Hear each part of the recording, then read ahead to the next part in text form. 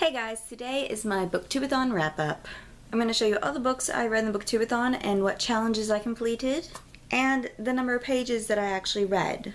I do, however, want to start out by apologizing that this video is up like 3 or 4 days late, and that is mainly because as soon as the Booktube-a-thon ended, I got a call from work, and I've worked every day since then. I actually just got off work a couple hours ago and decided I'm sick of waiting, I'm filming this video. So that's kind of why I look like a train wreck right now. Can't do anything about that, I'm exhausted. Moving on, the first book that I attempted to read for the Booktube-a-thon was The Grimm Fairy Tales. Yeah, I didn't get very far into this book.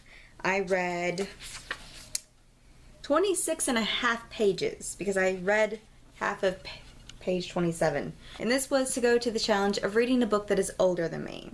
I'm going to continue reading this book little by little, so I probably won't finish this book this year. And that's not because the book isn't good, it's just that the stories are like maybe 2 pages long each, and I don't know, I just don't really get invested into the story.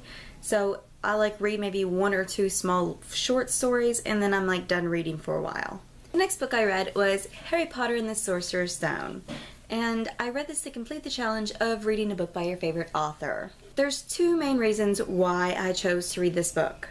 The first one is I just bought this copy at the Wizarding World of Harry Potter.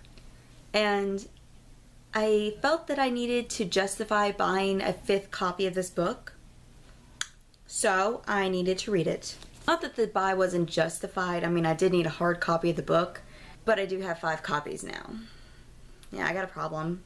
And the second reason was it's the Peruse Utopia Book Club Book of the Month.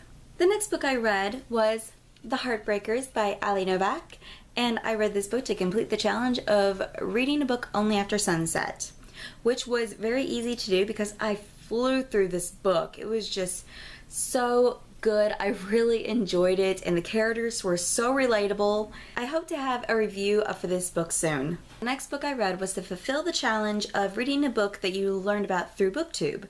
So for that challenge, I read Reboot by Amy Tintera. And when I finished Reboot, I had to jump right into Rebel because this duology was so good.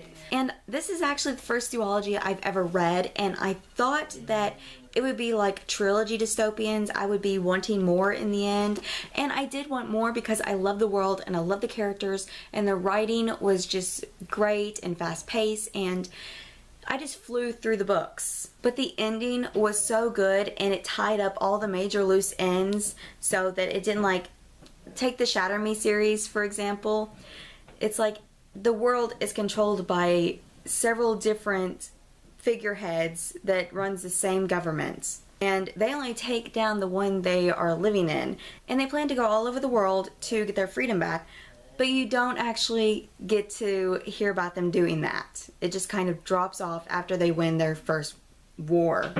In this one though, everything is resolved in the end. I mean, yes, there are a few things that they have to do to pick up their life after everything that's happened to them, but everything was pretty much resolved, and I loved that about this series. Even though I could do with the 3rd book, I wouldn't mind having one. I also plan on doing a review video for Reboot.